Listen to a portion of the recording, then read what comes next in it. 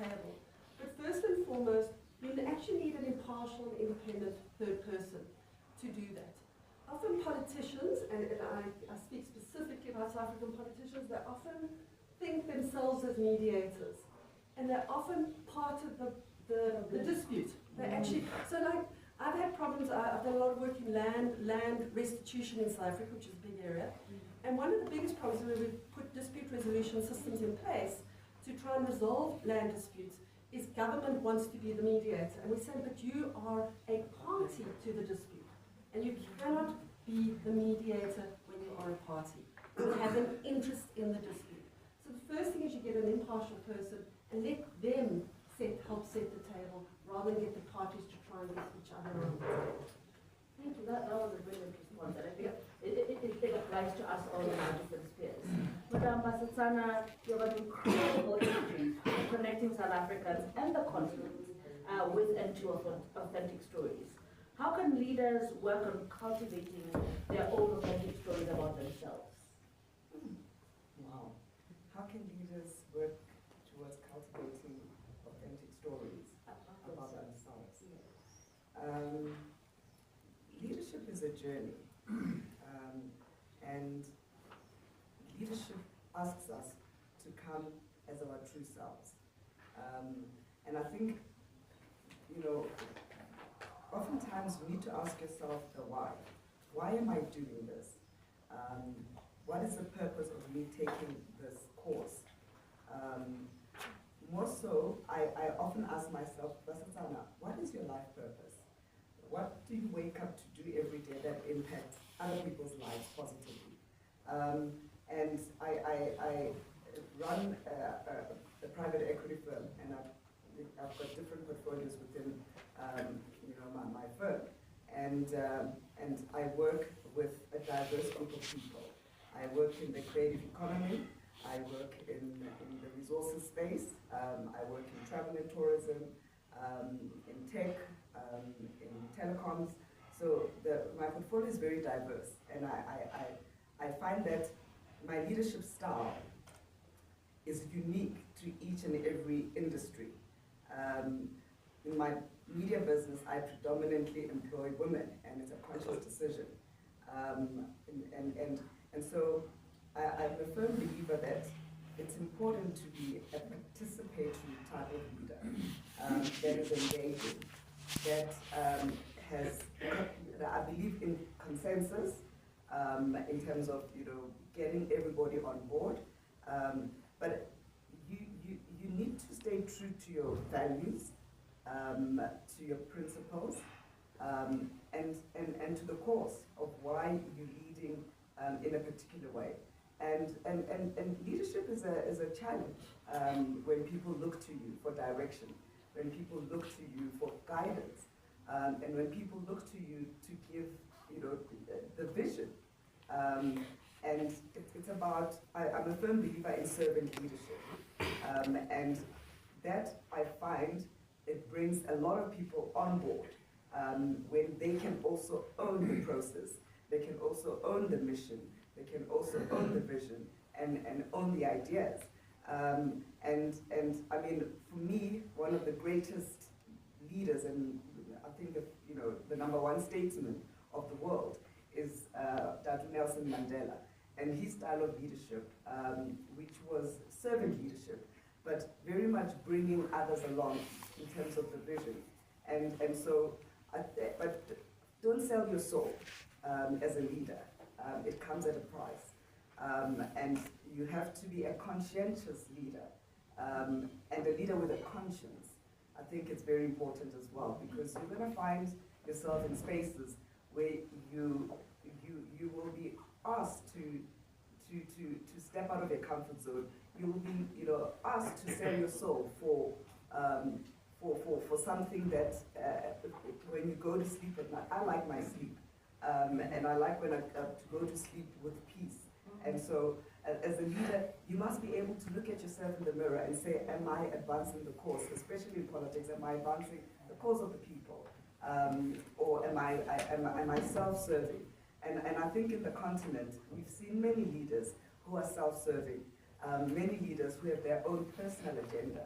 And I was very inspired by our speaker yesterday, Honorable Mahere, and her leadership. Leadership requires courage. It requires a sense of purpose. When you are challenged, you need to remember again the why. Why am I doing this? Is it for the greater good of the people of my country, my nation? And with nationhood, I think that needs to also be what drives you and propels you to be an authentic leader. May I please have a follow-up question, because authenticity is something I see you exude quite greatly, which is very rare because you're a celebrity, you're one of the most famous faces of the continent. How do you still stay very grounded? How do you not let it consume you? Because everyone wants to take a picture with you. Yesterday, one of my fellows was like, I've been obsessed with Madame Bassi since I was a teenager. Eric, you can wave, it's okay. So how do you not let that get to you? I am grounded by my history and where I come from. I'm grounded by how I was raised. I was raised in a Christian home with God-fearing parents. I'm grounded by the struggle where we come from as Black people. I'm grounded by the assignment that I believe I have been called for. The opportunities through being a public figure 30 years ago, it was 1994, new dispensation, new government, new hope, and to be given a platform to wear the crown of Miss South Africa came with a huge responsibility. They say heavy is the head that wears the crown. And I understood in that it was not about me, myself and I. It was about how I was going to use the platform for the greater good. So, and in understanding that, first of all, I don't believe my own media. I don't believe the hype. I'm very aware that also to whom much is given, much is expected. So every day I wake up to do my best to make a difference, to contribute, to create jobs in my country. And so the roots, I mean, my father was a bus driver. My mother was a teacher by profession.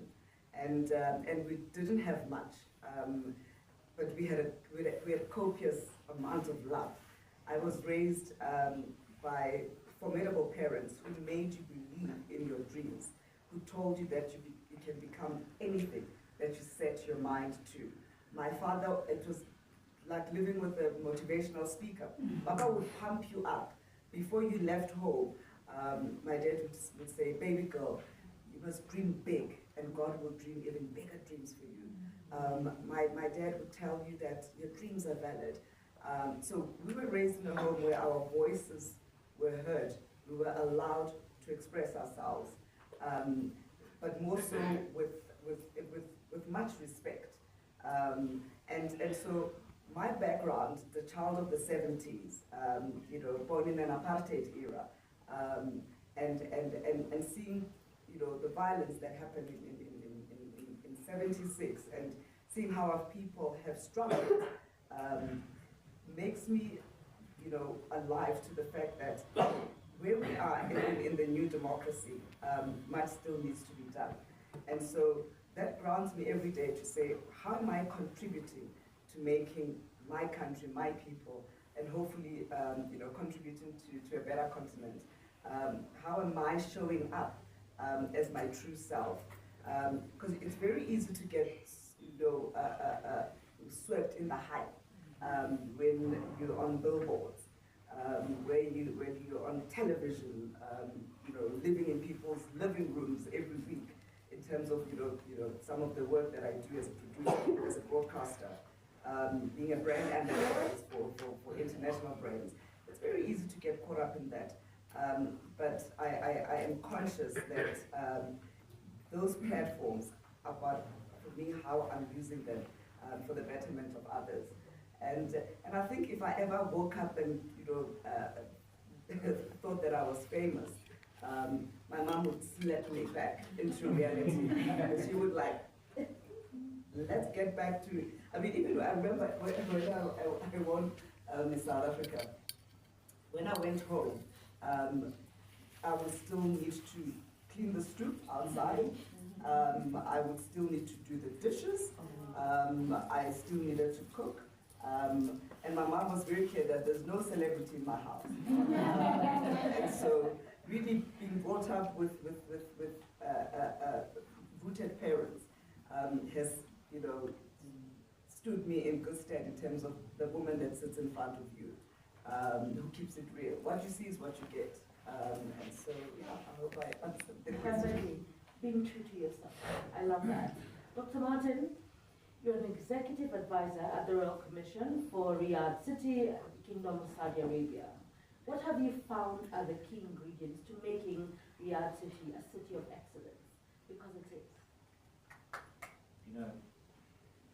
Henry Kissinger once said to Moise, do you have any questions for my answers? So I'm going to try the same strategy now. Picking up on what Basi was saying to Tanya about this tangible notion of leadership, if I may. Some observations, and I tend to be, a lot of the esoteric stuff I kind of get, so to be quite frank. The more, I wouldn't say older, but the more I progress in my life, the more I look at leaders or people in senior positions, and I have absolutely no clue how they got there. I'm not talking about Riyadh now at all. I'm talking about generally. And whether they're politicians, whether they are in corporate, whether they're in government, and I'm like, WTF, how did you get into this position? Because you're not a leader. You have no conscious or subconscious realization what leadership actually is. So I'll try and save you guys a lot of time from reading every article you possibly can get hold of around leadership and Harvard Business Review and all of these things. For me, I'm still learning, of course, like all of us, but for me, this is the bottom line. Firstly, treat people properly. Just be a decent human being. It's rare. Treat people properly. If people act properly, decently, and fairly, if people, as an individual or as a group, feel that they're unfairly treated, that's your recipe for disaster. That's when problems start. Of course, this is often a subjective measure. You can never always get it right. There's always bad apple people who always not feel they've been treated fairly. So do your absolute best all day, every day in your position to treat people fairly. First one. Secondly, and this is a really tough one, and I rarely see it. And everyone talks about it, but I rarely see it. Be ethical. Just do the right thing. Do the right thing. Not for your self-interest. Just do the right thing.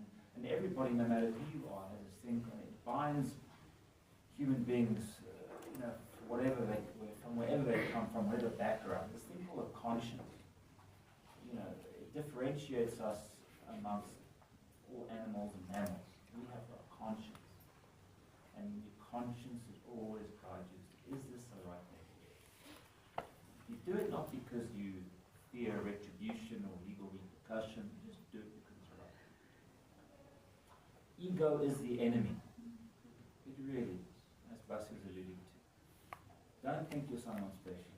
You're not. There's always someone better than you. There's always someone smarter, harder working, more dedicated. Ego is the enemy. And believe me, Basi, Ndiwe, myself, we've been extremely fortunate over the years to go to this hallowed place called Davos. And believe me, guys, the more senior you become, the more fragile the egos are, and the more BS that is built into the system. Really, it's meaningless.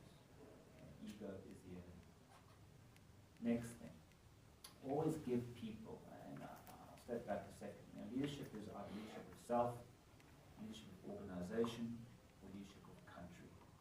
Break it down. So it could be career, company, organization, country. Where is that? So they can employ this however you want. Two more points. Is always give people who work for you or with you, where you can, meaningful work. Everyone's got a sense of mission. That's what leaders do. They provide a sense of mission with a positive outcome ultimately. At the end of the day, when all's done and dusted, give your teams, people you work with, a sense of accomplishment. And then repeat. That's the leadership. Thanks. Can I ask a follow-up question, especially around the difficult choices that leaders need to make? For example, in the case of Saudi Arabia, to ensure that the country thrives. What are some of the difficult choices after they will have to make? Yeah. Look, my dad, I've got an older brother, and the one line, Basi's got memories of their parents and what their father used to drum into her. My dad had a one-liner. It was, always make a decision in life or you'll never get out. Always make decisions. Always make decisions based on the criteria I just mentioned. Certain countries, the political economy of decision making is very unique and specific to each country. Countries have different cultural nuances, they have different political systems, and different political cultures, which is nothing more than an accumulation of practice over an extended period of time. So, in the case of Saudi, what is, for me, is very important and profound, and is entirely different. I don't know Kenya, I really don't. I'm not going to pretend to know Kenya. I know South Africa pretty well. Is we make decisions in Saudi Arabia, very good. And there's this sense, as I spoke about this today, there's this sense of us. I'm not including myself here, but the sense of us among Saudis. And the leadership of the country is deeply pragmatic and incredibly pro-nation,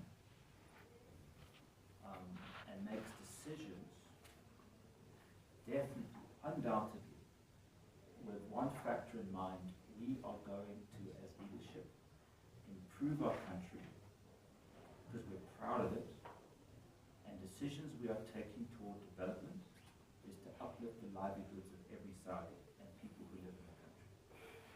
That's it. Now that's so simple for me to express, took 20 seconds. But for many countries, particularly in this part of the world and others, they don't get it. Leaderships, should we say people, let me rephrase. There's a big difference between leadership and people who occupy positions of power. People who occupy positions of power are not automatically at all leaders and do not understand what I just said about making decisions based on a rising tide will lift all boats, and the boats of the people in that society. A sense of care, a sense of duty, a sense of responsibility, and a seriousness. We have pride in our country, and it is deeply disturbing for me as a leader or a politician who's representing those people to not make decisions that are in the interest of everybody else except myself. That is simply, from a conscience perspective, it's just wrong. And one last point. It's a personal story. Guys, you all have these incidents in life, these situations where you've got to make tough decisions. Some have, and there's this thing called karma. It always comes back in a good way. And you make decisions. I was approached by many government officials wanting backhanders. And my response was always the same acronym: GFY. And some of them figured it out, some didn't. And I literally told them to their face. And there was that blank look for a few seconds while they processed it. At a more personal level in organizations, I had to report to a guy, a former employer, who was a total scumbag. Ethically sketchy, financially dodgy, and generally just not a very intelligent human being. But I'm like, what the hell? So I left. Why should I put up with that nonsense? Why should I? I don't have that in Saudi Arabia at all. None of that nonsense. We don't tolerate it. We do not tolerate it. So you've got to find your environment where you where one sounds easy to say, but it really does play out. Where you, as best you can, it's never, it's not a science, but to align one's own values, expectations, and character in your environment in which you work and operate. And particularly if your character is pretty, what's the word? Determined. My take on, there are many take on, but GFY, something I'm going to try. A new acronym for everybody. It's very liberating when you use it. Thank you. And also the story of us. I really love that we must think of us as a unit. Yawa, your groundbreaking efforts. Everyone I told that Yawa was coming got so excited. In youth leadership, have earned you many awards and recognition. In your experience, what hinders many young politicians from actualizing their initial visions? Because we've seen it in Africa. They begin strong, but somewhere along the line, things tend to go left or go right. Well, first of all, it's so good to see you all again. I felt really privileged to have the opportunity to meet you at your previous seminar. And, two things stood out to me when I met you all. I think there was a lot of passion in the room, and then there was a lot of ambition. And I think you're passionate about change, and you have ambitions for leadership, and it's a great combination. The thing I would say that I've noticed with a lot of young people that transition into a shell of themselves is that sometimes we don't temper the passion and the ambition with building a capacity and community.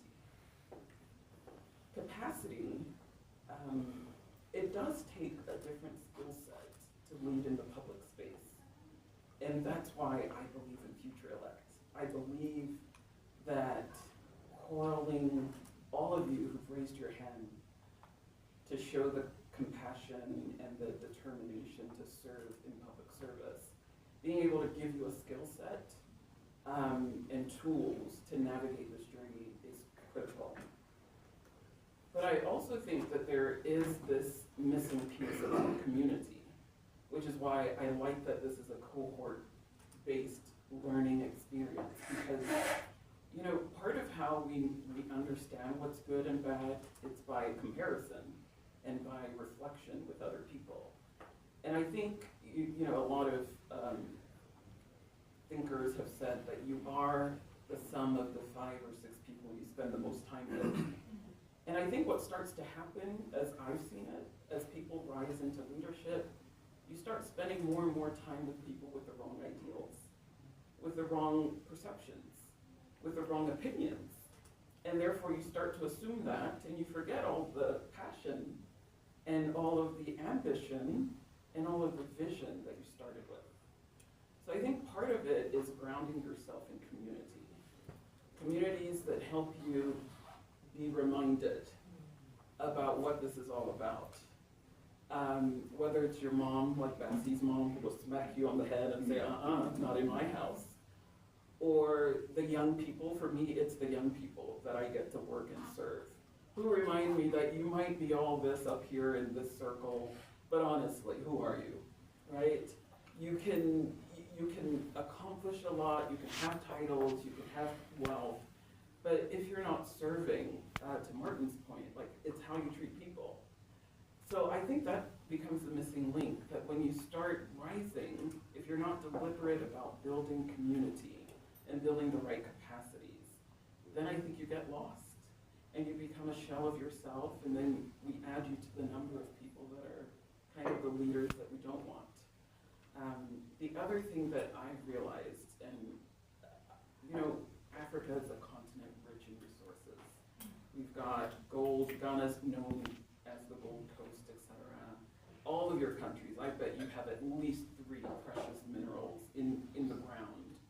And I think we think about the resources that are under the ground, but we are the resources that are on top of the ground. We're precious too. I don't know that we think enough about how we build the capacity of our citizens to have hope and belief in themselves. And I think it really starts with us as those leaders to find it in ourselves first. And that's why when I met you last time, I encouraged you to really start with you. Like, I think we get so externally focused that I'm gonna run, I'm going to, get elected, and then I will start changing things on the external. The older I'm getting, the more I realize that I'm gonna sit, and I'm gonna fix me. I'm gonna deal with my stuff, and I'm just gonna reflect that ideal. So I think it's really less about trying to be a certain type of, leader that appears with certain qualities, but radiate, like deal with all of the things that, you are pointing fingers at other people about. Are you greedy? Do you treat people well? I think we can point to leaders because they're in the public eye, so they're an easy target. Are you paying your taxes? Are you, ethical? Are you pocketing or skimming, So sometimes we get surprised. You're a great leader. Why did you do this? But I always think that it really started when we were this age, when the stakes were much lower, when no one knew us. Those bad habits practiced over and over give birth to scandal in the long term. So I think the greatest gift you give yourself is to start being that person of integrity now. Start being that leader who is thinking about the needs of others now. And start surrounding yourself with communities that won't let you act in the other way. Because honestly, I think Africa needs people who have that courage to be ethical in spite of what the cost is. And I think from Fadzai's conversation with us yesterday, I really felt encouraged by the fact that she was unashamedly devoted to those ideals, no matter the cost. And I think that's what it takes. You've got to be willing, whatever the cost, that I don't steal, I don't lie, I don't do that, I don't speak poorly to people, I don't. And if you continue to practice that, I think you can't be stopped into coming into leadership, because you're who the world is waiting for when you practice these ideals. So for me, I really think it's about self first. That if you can, your list be less about, by the age of this, I want to be in this position. But next year by this time, I want to be less angry than I am currently. I'm easily angered. I need to fix that. Next year by this time, I want to have been able to, be supportive of X number of people in my community. Like, those goals don't seem sexy to a lot of us, but I think that's where true leaders are made. That it's less about the external trappings and more about what effect am I having on people. Do people feel loved when they feel, when they're in my environment? Do people sense possibility? Have I built my capacity enough that I do work well and excellently? Do I have the ability to tone down my voice, to give space to other people? Can I also, be the kind of person that can go to bat for others as I want people to go to bat for me? So for me, that's what's becoming more important. And I think the leaders that have won all of our mutual respect, it doesn't matter what country I'm in, when we talk about great world leaders, people always name Mandela. What's his story about? A story of sacrifice, a story of long suffering, a story of unselfishness. And he's who we all remember. And I think, you know, I'd love to be remembered as someone who really had a good effect on people, whether that was as a mom, as a consultant or business owner, as president, whatever the titles are, it doesn't matter. It's who are you being through your treatment of people and people's experience of you. Because you're the treasure that walks on top of this beautiful land we call Africa. And I think part of why we don't get to see all that treasure in its brilliance is that it's in this raw state that you've got to work on by building capacity and strengthening yourself with the communities that will enable you to stay true to those ideals. Thank you. That was a beautiful response. I think it was more for me than the fellows, but I think I'd really love to follow that up with around women, and especially women taking up leadership roles politically.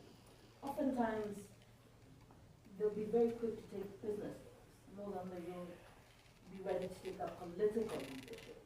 How can we encourage more women to participate and go the distance? I've had the pleasure of working with women and girls for most of my career.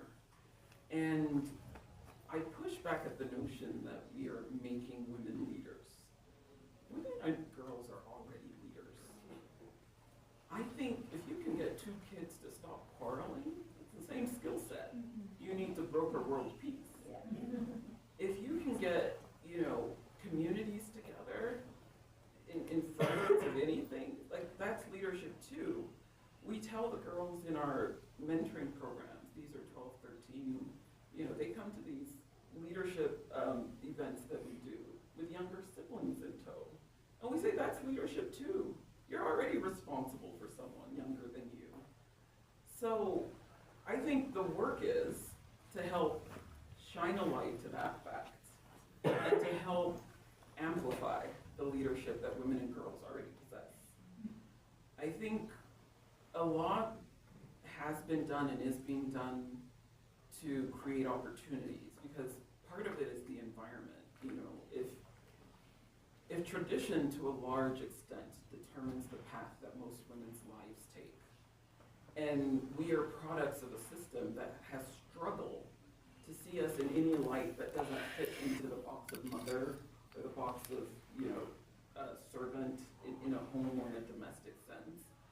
We enter spaces of public leadership, and that change is slow in coming. And so I think a lot of women stand back, see the women that have gone before and say, I do not want a piece of that. The ridicule, the shame, the assumptions that you got here or your leadership was sexually transmitted. It wasn't because you were competent. So I do see how off-putting the field of political leadership looks from the lens of anyone who's an objective bystander, seeing how women who attempt to, you know, channel their leadership to the public space get treated. What can be done to make more women say yes? I do think part of it is the distilling of all of the knowledge that women who do enter acquire. So whether a woman wins or loses her election, for me, is beside the point. Like, how do we work with her? What did you learn? What did you know? What worked? What didn't work? And let those lessons be brought to bear for that next generation. Because change is slow and it can be difficult. But part of what needs to happen is these intergenerational conversations that often, you know, many of us, because of the ways that our lives are set up, we just naturally don't have those conversations.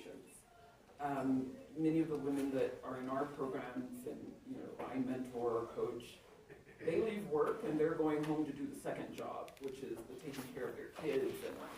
But their husbands have gone out for a drink with other colleagues and they're strategizing or they're meeting and having off the record And so part of what I think is powerful is how do we create those off-the-record opportunities for women, especially leveraging technology. Like, we do a lot of virtual firesides, like plugged in, you're cooking your meal, bathing your kids, but you're plugged into things that you wouldn't have heard otherwise. You're learning from people that you might not have had access to before. So that's why I think this moment is a moment like no other. With the advancements in technology, and with the slow breaking down of people's notions that women are confined to one space, we as practitioners really have an opportunity to leverage all of the tools available at our disposal to really help prepare women for a world that is imperfect. And I think that that's the true work of any leader, male or female, in politics. You are going to be unleashed into systems that are imperfect. And how do we prepare you to do good in imperfect systems? And I think part of that is taking away the romanticized view of what this is. And I am concerned that sometimes we have prepared women for failing by not being real enough about what this will cost and the landmines that you will experience. And so you get this, you're pumped with this notion that you can do it, go, go, go, go, go, and you crash, and you've got nowhere to pick up the pieces. So I believe in balanced storytelling, that it will be difficult, and you will have these opportunities, but these are the tools to manage. There's this field of adaptive leadership, and like, I love that because it says there will be losses. So let's just budget for the losses that will occur. That yes, you will be vilified, possibly, your face on the front pages of the newspaper, possibly, but let's count the losses. And so you go into this space understanding that you know exactly what you signed up for and you're not surprised. And I see that happen to young people, and I see that happen to women a lot. People who've been ordinarily excluded from these spaces are pumped with this ideology of how beautiful it's going to be, and they hit a reality that discourages them, but even more importantly, it causes them to poison the next generation. Said my friend, be careful, don't go. This is what happened to me, and as an act of love, in their opinion, they're discouraging you from saying yes to that call that you feel inside. And I think part of it is how do we strengthen more warriors with joy? Like there's this scripture that I like that talks about Christ, because of the joy that was set before him, endured the shame of the cross. And I think like that's an image that I don't think we think about enough. Like, have a fixed idea about the outcome that keeps you encouraged to deal with the stuff that comes with getting there. And I think that that's what I'm committed to in my advocacy. Like, let's do this balanced storytelling. That, look, it's not going to be easy, and you will have some losses. But I think you're capable of developing a skill set that will enable you to manage. You can build community around you so that in those down moments you can be strengthened and replenished and renewed to keeping on. And you've got to keep that picture of what that outcome is, so that in spite of it all, you keep keeping on. And that's why, again, I think this is powerful. That hopefully you now have colleagues and compatriots in different cities and countries that you can draw strength from when you're feeling a little weak. And that's why, for me, someone like Fatsai is so powerful. She and I belong to the Amuje Leadership Initiative, which is an initiative of President Ellen Johnson Sirleaf. And she's called a number of us as kind of leaders in our own spaces, and she's mentoring us. And it's powerful that when she's having a crisis, she can call me in Ghana and we can talk about it and strategize. When I'm having an issue in Ghana, I can call her or any other Amuje leader in other countries. And that's the power of community. So I think part of how we get more women to emerge as leaders is do the balanced storytelling. Don't tell them an idealized or romanticized version of what this is, but two, help them build community and capacity so so that they can endure for this arduous road ahead. Thank you. And authentic stories, reality, and encouragement about the road ahead. Kashi, hi. In your experience preparing leaders for leadership across the board, what are some of the mistakes that you've seen, particularly young leaders, make when they're navigating the realities of decision making? And how can young leaders avoid them? Firstly, just well done to you all. Excuse me. Well done to you all for taking the first step and putting yourselves out there and joining this program. I think for me, what it demonstrates is that you're not just in it for selfish reasons. You want to do the work on self because you have a commitment that you're stepping into. You work on self, but you have a responsibility to self, to others, many, many others, and you need to navigate the systems in order to navigate this very, very challenging, and difficult, often lonely space of politics. So just huge shout out to all of you. I think, when you think of mistakes, as Basi was speaking, the one thing that stood out to me, it's probably the first one I want to talk about, is that we're young, we start, climbing that leadership ladder in whatever that means to you in respect of your journey and your ladder. And as you do that, you forget to be humble. And you don't necessarily surround yourself with the people that will hold you accountable. And so what you need to do, and this then connects with what Yawa has shared in respect of starting with you, is how do you really, really get to know yourself where you are your own chief accountability officer. And so in doing that, you need to know what makes you tick. So yes, there is your purpose, your why, and what you're passionate about, and why you're getting into what you're getting yourself into in this difficult landscape of politics. But there's lots of things that make you make decisions, that ignite certain emotions within you, that impact the decisions you make. There's certain biases that we have, some of them unconscious. All of these influence the decisions you make. So working on self is the first step, and it's linked to your why and your purpose. So what makes you tick? There are many, there's MBTI assessments, there's all these various archetypes, enneagrams you can do in order to find out, well, what kind of personality am I? What makes my persona tick? What are the pros and cons thereof? I think some of them are better than others. I think that they are important. Some people just brush them aside. I think that they're important because they help you get to know you. And we are so motivated by our whys from an academic perspective, from a purpose perspective. And when we sometimes lose self.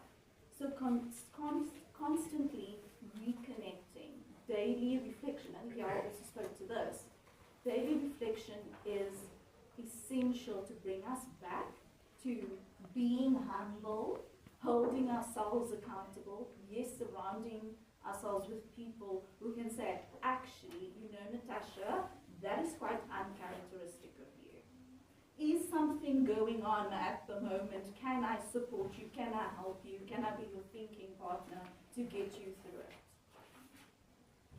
That's the work, I believe, is essential in order to do what you want to do for others. And it's something that I'm very passionate about. I'm driven by people. I think in terms of those biases as well and how they impact our decision making, often our biases is where we lose objectivity. And it's why we need to surround ourselves with people who gives us diverse perspectives. It's why in your field and areas of work and where you see yourself one day as you grow through this political journey is why you need to constantly engage. Engage by listening. Again, something often, and politicians are, in my experience, are so more often than not guilty of doing this. They listen to respond. It angers me. The first thing you do is listen to understand, and then you're able to respond. Often, when we listen to respond, we're reactive. Our decision making then is reactive. We don't take in what the person is thinking or feeling or saying or their ideas because we think ours are superior to theirs because we're the leader. Irrespective of what role you find yourself in or how senior your position is, there's always people above you and below you that can help keep you grounded, that can help you learn, change your perspective, and show up as a better leader. And in doing so, influence the type of decisions you make. Another mistake often that I see leaders make is they're in for the quick wins, right? Like, how can I build my profile and say, oh, I've done that, this, that. Look, I've done 10 things this week, I'm so great. At what point do we sit back and reflect and think of, well, what is the impact on the people I'm responsible for, that I serve? Because this, what you all are committing to, it's selfless, right? It's a selfless journey. But at some point, we put self in the negative, in my view. From a negative perspective, we put self first. Well, it's about my growth. How quickly can I, get up this ladder? How quickly am I able to financially build my pockets? What is the next best thing? And so we look for those quick wins. It's important to engage, get those perspectives from others. Look at data that's available to you. Make your decisions based on reflection, the data available to you, and what the needs in your case of the people are that you're responsible for. Assess what risks there may be. Talk that through with the people that you have surrounded yourself with. Ideally, that should be a combination of experts, the people who will be impacted by your decisions and your choices, and move forward in that way. Even if it takes longer to achieve a particular goal. Obviously, we all have to work within time frames. They need to be reasonable. But don't always go for the quick wins as leaders. And then I'll just say, the last thing I'll say is, in terms of, another mistake that I often find leaders make as well, especially young leaders, is being too influenced by the people we see as role models or leaders that are above us, and succumbing to peer pressure and letting go of our own values, ideals, and beliefs. That takes us away from being ethical, takes us away from being true to ourselves and remaining firm within what we believe and our why for getting into what we're getting into. So don't succumb to peer pressure. Stay true to yourself. Something I often used to do, and I would see, and it's related to, role models and mentors, is often young leaders will come in, they'll sit beside us, oh, that person is really powerful because they, speak the most, or they have the loudest thing to say, everyone's fearful of them, etc. So I want to mirror that. I did the opposite. I would look at all of those things and not want to be it. I would then sit there and think about, well, what is it about that person or what they are doing or how they are treating people that I'm not okay with, and so what can I do to be different? So I would model who I want to be on those very people that others think they should be like, because I did not agree with the way they presented themselves. So, that's, I think, some of the mistakes that I have experienced. Some of them I've made myself as well, but you learn from them. And again, that reflection and keeping oneself grounded that Yahweh speaks to is what is so important, is leadership and accountability. So. I want to go back to your past life in a political party and having worked in a political party. What are some of the ways in which women and female politicians can become decision makers in political parties? Because especially in the Eastern African context, women are often considered flower girls. So you're in the party, but when it comes to decision making, you're never in the room. How do we enable women to become decision makers, especially in political parties? I believe the saying, your network is your network. So, again, irrespective of who you are, what your role is in your political party, is get to know the people and the way the party operates. Build relationships to enable others to get to know who you are. Talk, find those little pockets of opportunities for talking about your vision, your goals. Ensure that what comes through when you're doing so is your ability to think strategically. And always show up. I think that often as women, as you put it, Natasha, are seen as flower girls. We sit with imposter syndrome and we'll sit there quietly and we then don't show up. We actually limit ourselves. So I think the challenge for women is to stop holding back. Stop being fearful of how others may perceive you, what you say, what you do. Be thoughtful. Educate yourself. Build knowledge continuously about the people you have to interact with, your community, what they want, the knowledge you need to contribute to the processes and systems within your parties. Build your knowledge around policy. Find an area that really interests you from a governance perspective and really become the expert therein and then share that with others. Knowledge is power, I truly believe that. And when you speak from the perspective of knowledge, people will listen. So create those spaces for yourself. Don't hold back. Don't limit. So just show up is one of the things I would say. Also, as women, one of the things I often saw is in my own political party is once a woman becomes established and she rises through the ranks because of her intelligence, she gets a following, people like seeing her, hearing from her.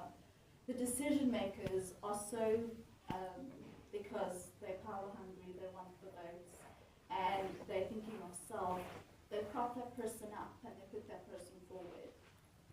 That person gets more of a following, they find their own voice, they get more comfortable in speaking about their own value systems and their own values and beliefs, what they think in respect of certain decisions that the party is making, etc. And then suddenly they're seen as a threat. And that goes two ways. Either they lose who they are and they step back, or they continue to shoulder through it, and the party then wants to put them in a box. And they will treat you as if you're an outsider.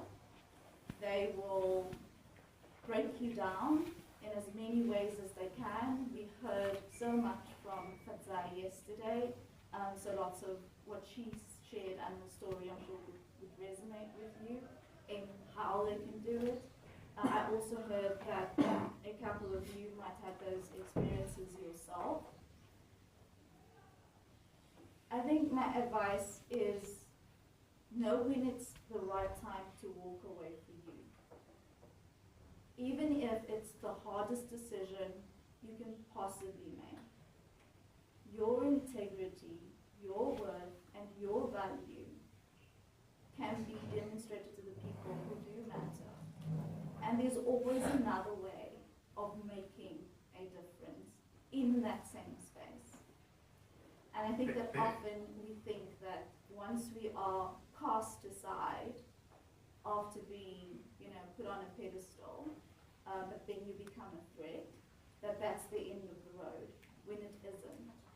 I think it's also important to, as women, know when you need a time out, and this is, again, another area I'm incredibly passionate about, and it's well-being, is know when to take care of yourself, and know that, yes, the path you're walking is a selfless one, and you're there to represent the people, but know when you are not in the right space and are not the right frame of mind, you are so vulnerable at the moment that you actually have to put self first, and you need to work on healing whatever has been traumatic, exhausting, whatever for you that has left you feeling not the best version of yourself, and go find that person again and then come back.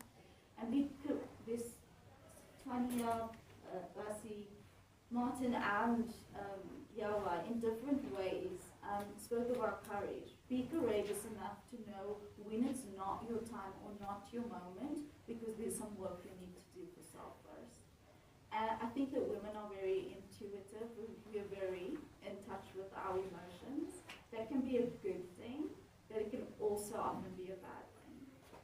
And so again, getting to know yourself, who you are, what makes you tick, is important as you navigate a very, very difficult space as a woman in the political arena. Thank you, Pasha. A lot of self-work needs to be A lot done of stuff. and self-awareness. I'm going to now open up the floor to questions. Which side are we going to begin with? Maseka, can we put up the screen at the back? Can I ask a question? Of course. Of Tanya. Sorry. Some of the best advice Tanya's ever given me is that whenever I'm in a conflict, I must remember that I have my own version of what happened, and they have their version.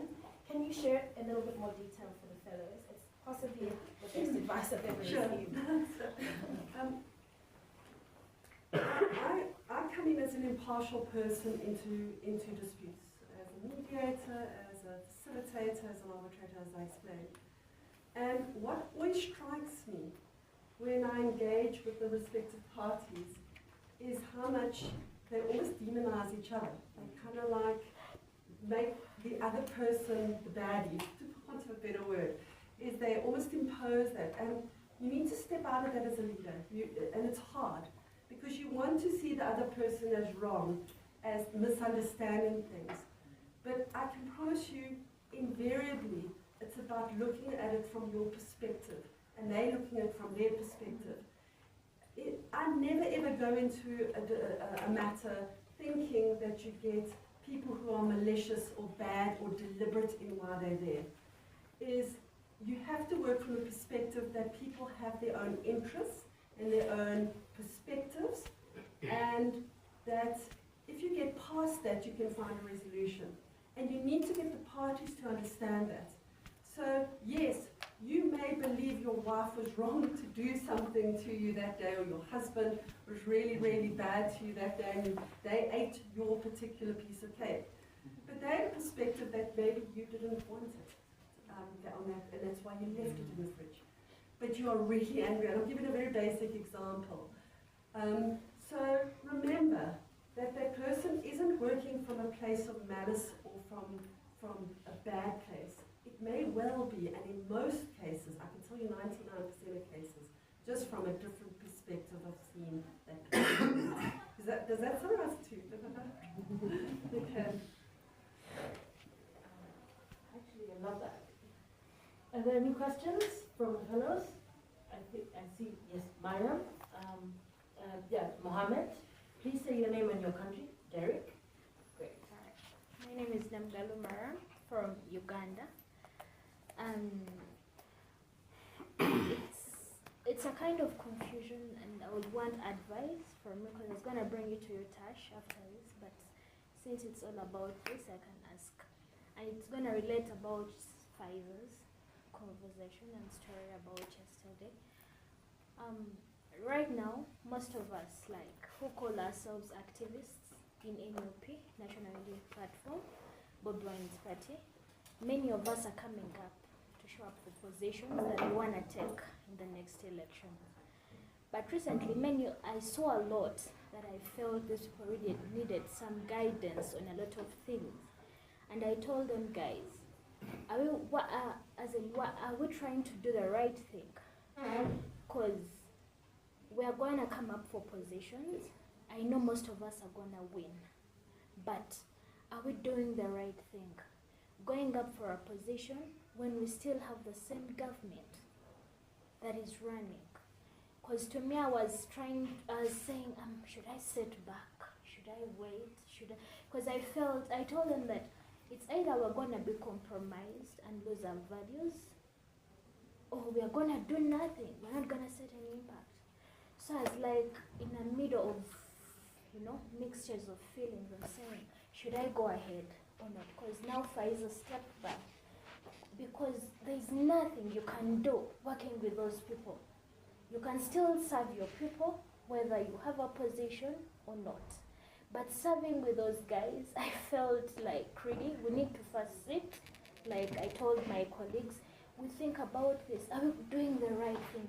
We're already tortured, put in prison, put up on any sorts of whatever. But then, if I come up for a position and work with them, are we doing the right thing? Should we continue? Should I continue? Or should I wait until we fight this to the end? Right to immediate. So that's a question from Mariam. I'm going to take 3, then we'll eventually come to answer. I think it was Derek? No, it was Mohammed, then Derek. Thank you so much. My question is to Diana. Thank you so much for your presentation. You have mentioned a very important point, which is how to sit at the table. And this is what we are struggling now in Sudan, to sit at the table for mediation. And what's coming in our mind as a civilian was that we are out of this process. We need to be involved in this process because actually the warring parties are not hearing our voices, because what is going on we are not agreeing with, and we have no hand in this war. So we need this war to stop. So we need to be involved in the mediation process in order our voices to be heard. How we can sit at a table that is inclusive for all parties and then come up with the right resolution for the conflict. Thank you so much. Thank you. Derek? Hi, my name is Derek from Kenya. I have a question for Dr. Martin and a question for Yawa. So Dr. Martin, how do we create and inspire a sense of self within our teams, within our communities, in our spheres of influence? Because more often than not, you can have it, but when your team is not inspired to do it, then really you're not going to achieve the vision that you have. And then for Yawa, my question is, you really emphasize the need of having a community, but you can have this fellowship, and once this fellowship ends, it really takes a lot of initiative for someone to stay in touch with the community, with that community that you've built. So how do you navigate around that, staying in touch with your community, the community that you're building? Because you're part of all these communities, but how do you stay in touch with them? Great, we're going to take those first 3. The first one was a general question from Mariam. Who would like to take that question? So I would say 2 things to you, Miriam.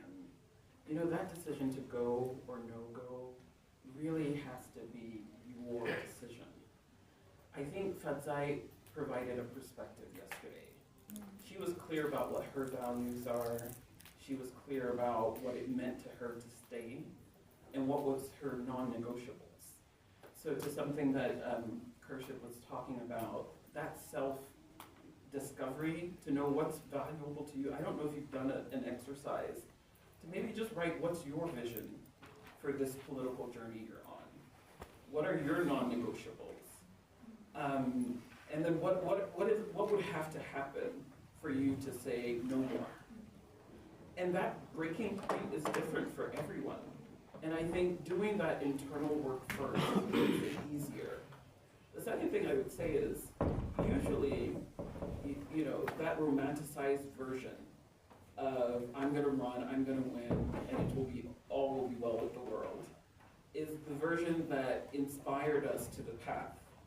But the version I'd like for you to sit with is, I'm going into an imperfect system.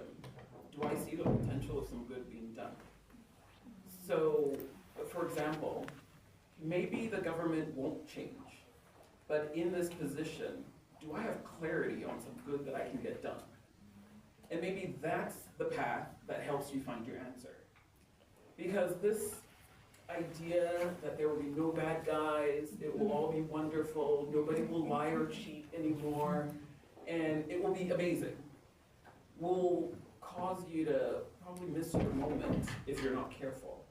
So those are the two things I'd say. Sit with yourself first and have clarity about what your vision is for your leadership. And I did this, and that's why I think mentorship is good. You know, I sat with a mentor of mine in 2010, who, she gave me a few book recommendations, and she just had me write out, what is your vision? And I always go back to that, and it's what I use as a guidepost when I have career choices to make. Like, am I being true to this original mission and vision?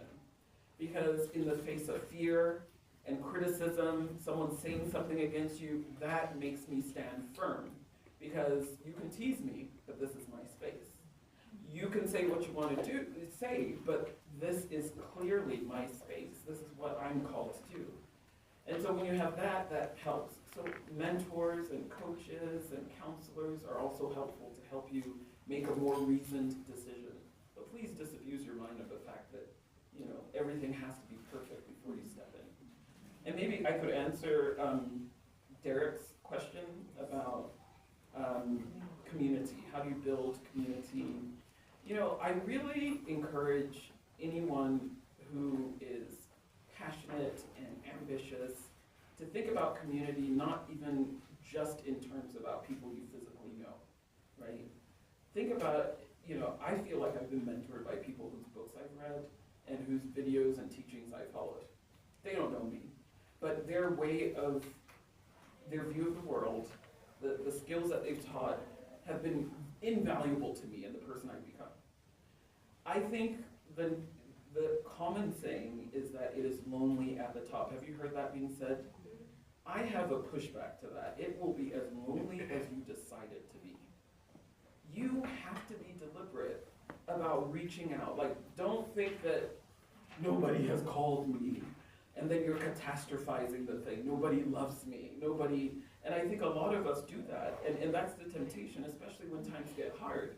But you reach out, you say, look, do you have a moment, can we get some coffee?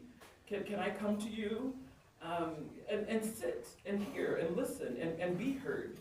Because sometimes what happens is we become so isolated the more and further we go, because we're suspicious of people, we're suspicious of their motivations, we wonder, are they affiliated with another party, if I'm seen with them. So I'm not saying these people in this room have to be your community. They can be elements of it, but you get to decide who gets to be in that community. I have a wonderful community of people outside of Ghana that I talk to who have been invaluable. I work with an executive coach as well. My coach is based in the UK. And it's been valuable to have someone who's not in my environment, who doesn't really know all the names and know all the, you know, that impartial third party that Tanya was talking about, all needed, whether we're in conflict or not. So when I talk about community, it's about how do I forge connection to people who can give me feedback that will help me grow, who I can challenge my assumptions with to enable me to see whether or not I have some growth to do, who can point me in the direction of resources that ensure that I can't remain the same level that I am. Because it gets lonely at the top because we stop asking, we stop seeking connection, and we stop inviting it. And sometimes it also takes the humility that was talked about earlier. The humility to hear that, look, what you did was not cool. You know, I've had a lot of people tell me things that I've had to regret, you know, like look back at it with some distance and say, actually, what I did wasn't correct. I could have gone about it differently.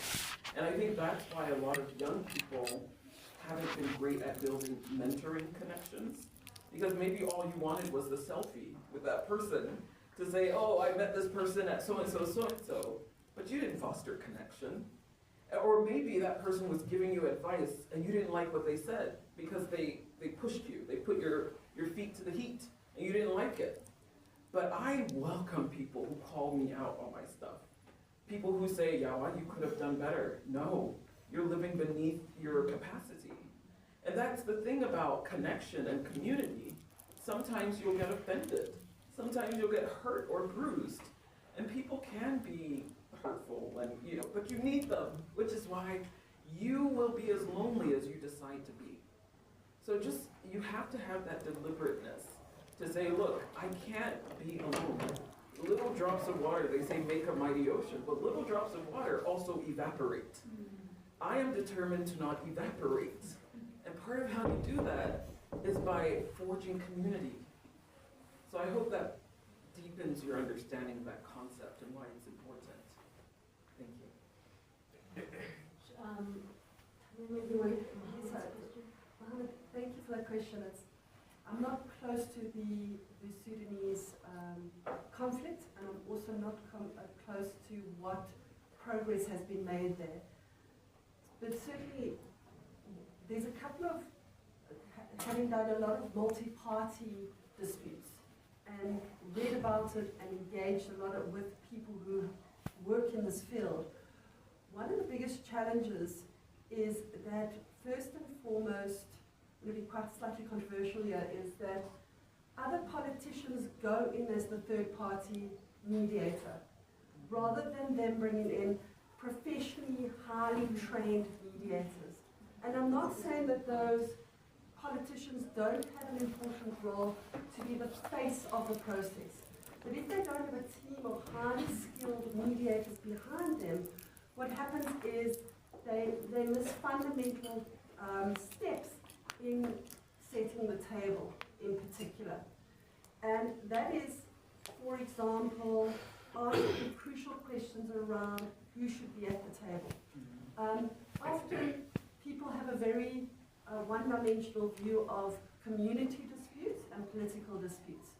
And what often happens is that they don't ask who should be there around the table. Community leadership should be around the table, either at the table, or and there's often a role for observers at the table as well, so they can just see and see what is happening to create the trust and belief that the process is going in the right way.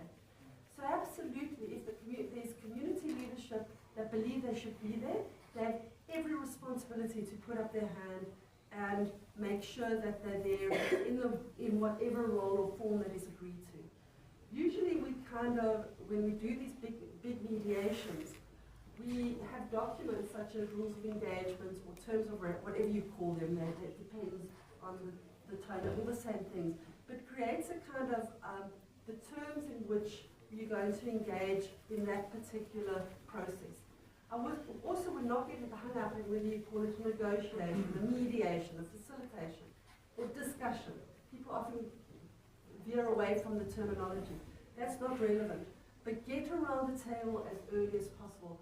I cannot tell you how many disputes, particularly community disputes and political disputes, I see where they think they've got a settlement. I had this one case, I wasn't actually doing it, I had a colleague of mine doing it.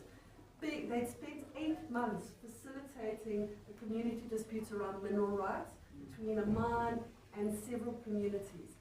They had a settlement, they signed it, and what happened is a new community leader came up and said, hey, you weren't at the table, and it scuppered and destroyed the whole relationship they had to start, the whole agreement they had to start again. So I hope that answers it as best as I can. Absolutely crucial that you put up your hand and make sure you're at the table as a community.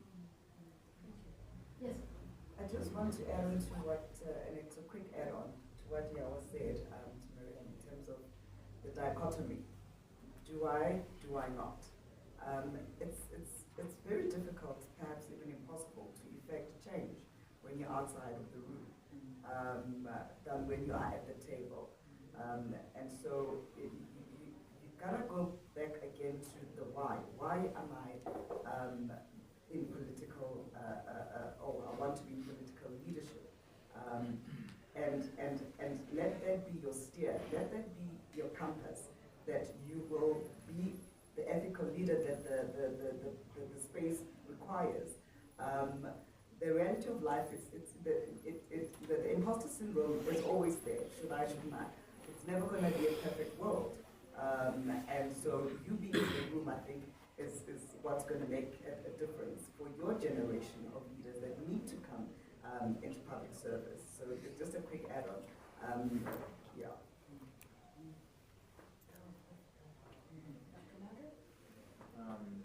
Derek, Miriam, Mohammed, I'll link a few things.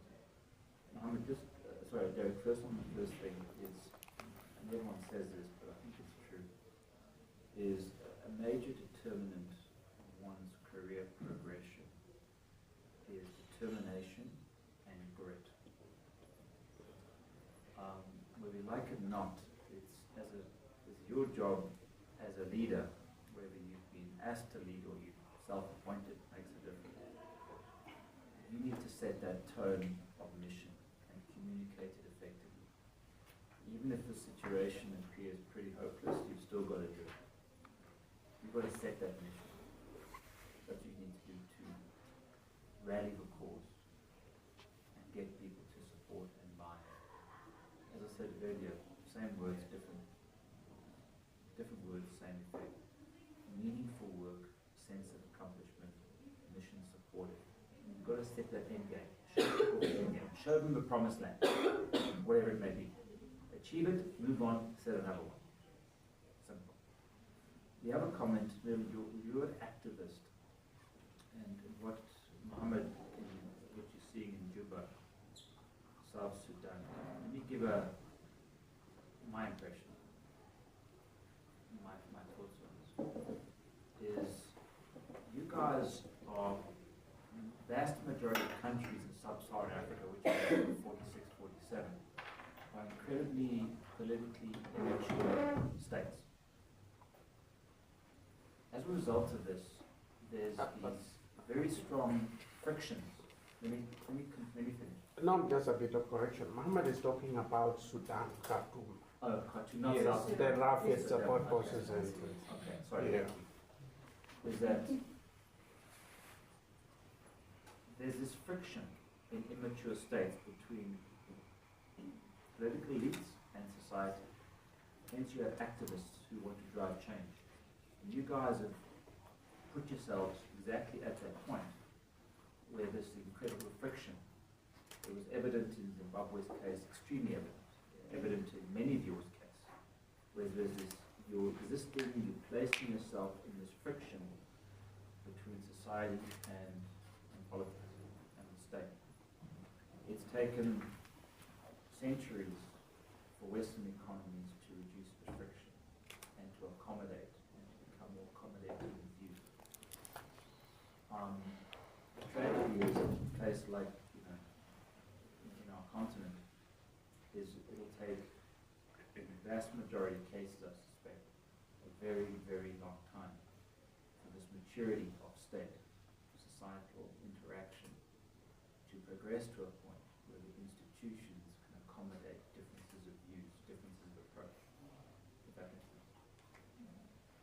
In the case of Sudan, in the case of South Sudan, it broke away in 2011. Eritrea, 93. There's only 2 cases of the lines have been redrawn on a map.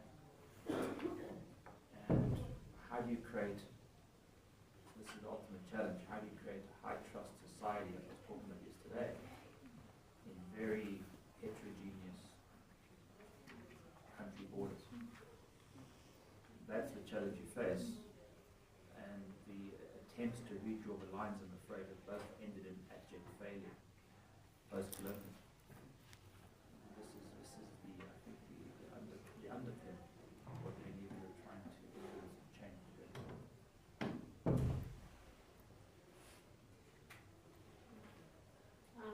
I know three, yes, Dean, Daniel, Soila, and Josephine. And Bruno, I'm, sorry, I didn't see your hand. Yeah, Bruno, I'm sorry. So Daniel, Dean was first. I'm going to start on the mediation and conflict resolution, especially political conflict. Let's say in a scenario of a standoff, parties are not agreeing on a certain thing, given the fact that both are looking at it from their own perspective. And oftentimes, political conflicts are around you are not doing it right. It is not about me and you. It is about the country and the people. And each side are seeing themselves more nationalist than the others. In most cases, the allegation, what government call allegation from the oppositions, are 80% true. Government are doing them. And here when the mediation come in, or how did the conflict start it is, opposition did not, it started with violence fighting the government. They speak out for the wrong thing government is doing. And then government use the state resources they have to be trying to shut you up. They started the violence against you. Maybe you step out from their territory and you continue doing whatever you're doing. Later on, they see like whatever you are doing from the outside is affecting them in a way. They initiate the mediation. They go to professionals or any nearby country and they call the opposition, let's come and talk. Then we come back. Wrong thing I found the mediators used to do is, like what is happening in, I'm happy Beira raised it is, people are giving incentive to a militarized opposition. They don't want to listen to the other consenting voices, grievous parties, like there are non-violent oppositions within the society. Nobody cares about them because they are not destroying villages. They are not killing anybody. So mediators see these people are not a threat. They will go to the commanders and the warlord and bring them to the table. Do you people see like this one is solving the problem? The hunger will still be there. The problem is not erased. It's existing. What you just did is you brought the two warlords to make the gun silent.